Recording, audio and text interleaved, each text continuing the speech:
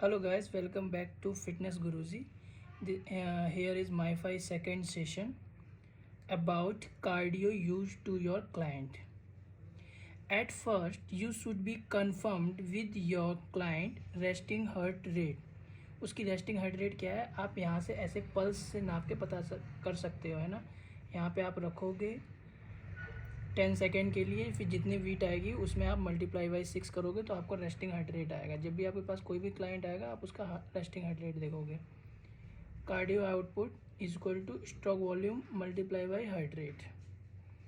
Every client have different resting heart rate, ठीक है। इसका यहाँ पे ये लाइन क्यों लिखी गई है, क्योंकि हम किसी को स्पेसिफिक एक जनरल कोई टर्म नहीं बना सकते कि हाँ भाई तुम्हें इसी में ही वर्कआउट कराना है।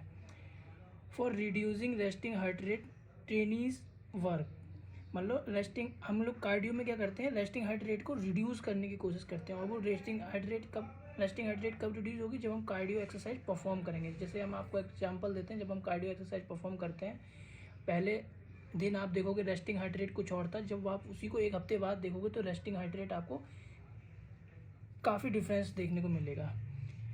For fat loss slow and study type of method, कौन सा हम मेथड यूज़ करते हैं, slow and study type of method.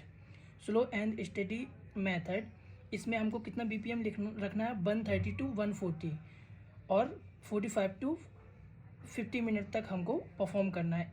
Study method, slow and study method. For normal individual we use improper rest technique. ये कोई भी normal individual कर सकता है जो भी जिम में पहली बार आता है, और इसमें बीपीएम आपका रहेगा 120 to 180। This technique comes in under anaerobic technique. जो भी स्ट्रेंथ टेक्निक है वो सारी की सारी एनारोबिक टेक्निक के अंदर आती है। This is very important guys. We use circuit training for training adaptation. जब भी कोई पहली बार जिम आता है तो हम सर्किट ट्रेनिंग का यूज़ करते हैं। हमेशा याद रखना, सर्किट ट्रेनिंग में आपकी स्ट्रेचिंग एक्सरसाइज भी आ सकती है और स्ट्रेंथनिंग एक्सरसाइज आती है, या आप दोनों को मिक्स कर सकते हो। आपने देखा होगा जो पहले जिम जाते रहे हैं कि उनको पूरी बॉडी पार्ट की एक्सरसाइज करनी होती है, तो वो केवल स्ट्रेंथ ट्रेनिंग देखनी होती है। लेकिन हमको कभी ऐसा नहीं करना, पहले हमें क्लाइंट को ऑब्जर्व करना, अगर डेविएशन है तो हमें उस डेविएशन के अकॉर्डिंग स्ट्रेंथ ट्रेनिंग ना देकर स्ट्रेच ट्रेनिंग देनी है, जिसकी उसकी मसल में स्ट्रेचिंग है, स्ट्रेचिंग से स्ट्रेंथ आती है, ठीक है। Always remember post assessment analysis, जैसे हमें एक टिल डेट रखनी है क्लाइंट की, उसमें हमें असेसमेंट करना है कि जैसे हमने अभी आपको यहाँ पे बताया था रेस्टिंग हार्ट रेट पहले दिन देखा और उसके बाद एक हफ्ते बाद देखा तो रेस्टिंग हार्ट रेट में डिफरेंस मिलेगा, ठीक है। इसी को बोलते हैं post assessment analysis. When you use weak muscle then you put stretch, जहाँ भी आप देख लोगे कि मसल वीक है उसमें आप स्ट्रेच दोगे। यू चेक ऑलवेज BMI, हमेशा क्या BMI हमें चेक करना, सबके लिए ही चेक करना है, लेकिन ये जो स्पोर्ट्स पर्सन है उनके लिए डिफरेंस आएगा। BMI हमेशा एथलीट के लिए परफेक्ट आएगा। अब आपको हम बताते हैं एरोबिक ट्रेनिंग। एनारोबिक जो ट्रेनिंग होती है, एनारोबिक ट्रेनिंग जो होती है वो हमेशा एंडोरेंस के लिए हम यूज़ करते हैं। Slow pace and fast pace are type of endurance training. Endurance training के टाइप हैं slow pace and fast pace. Fast tense में क्या होता है, more intense time is more intense, मतलब इंटेंसिटी हाई तो फ्रिक्वेंसी लो, हमेशा आप याद रखना, इंटेंसिटी हाई तो फ्रिक्वेंसी लो, ये फॉर्मूला है। 40 to 60 मिनट रहता है। स्लो पेस जो होता है वो एथलीट के लिए होता है, ठीक है। इंटेंसिटी हाई का मतलब हो गया आपने ज़्यादा वेट ले लिया, ओवरलोडेड वेट ले लिया। इसका मतलब क्या है कि आपने उसमें जब आपने ज़्यादा वेट ले लेना है तब आपको हमेशा टाइम इंटरवल कम रखना है, और जब आपका ये मतलब फॉर्मूला है, intense inversely proportional to frequency. Endurance training has come under continuous method training and marathon runner का बीपीएम रहेगा 140 to 160। These all are symptoms, okay. Cardio, लेकिन ये आपके काम के नहीं है, लेकिन ये अब मैं आपको बीपीएम आपको याद रखना है। जब भी आपको ऐसा इंडिविजुअल आता है तो आपको हमेशा ध्यान रखना है वो डॉक्टर से रिटर्न होना चाहिए कि हाँ इसको इतनी बीपीएम में ही आपको कराना है, और वो जितना बीपीएम बताएगा उसका 50% में आप उसको ट्रेनिंग दोगे, ठीक है। तो जैसे एक सिम्टम यहाँ पे डिस्कस हुआ है ब्रेडिकार्डिया यानी 60 से कम होना चाहिए इसका बीपीएम। टेडिकार्डिया यानी इसमें 100 से ज़्यादा होना चाहिए इसका बीपीएम। एरिथमिया, इसमें क्या है बीपीएम कम ज़्यादा होता रहता है। कोरोनरी आर्टरी डिसीज सिंपल है गाइस, आर्टरी में ब्लॉकेज आ जाना, ठीक है।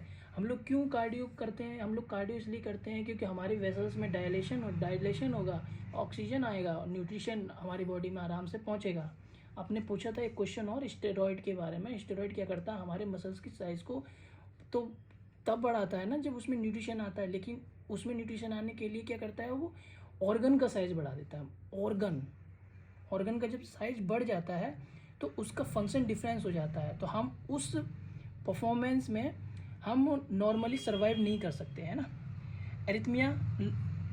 एरिथमिया तो आपको बता ही दिया। कोरोनरी आर्टरी डिसीज डिस्कशन हो गया। रेस्टिंग हार्ट रेट देखो, हमने बताया था, बीट देखो फिर मल्टीप्लाई बाई कर दो 6 का, ठीक है, फॉर 1 मिनट आ जाएगा। एपीएच क्या करता है? एंटीट्री पिट्यूटरी हार्मोन, ये एनाल्जेसिया को स्टिमुलेट करता है। गाइस एनाल्जेसिया क्या है? जैसे कि आप कोई भी वेट लगा रहे हो, जैसे ये एक हार्मोन है, यानी स्टेरॉइड है। Hormone is equal to steroid.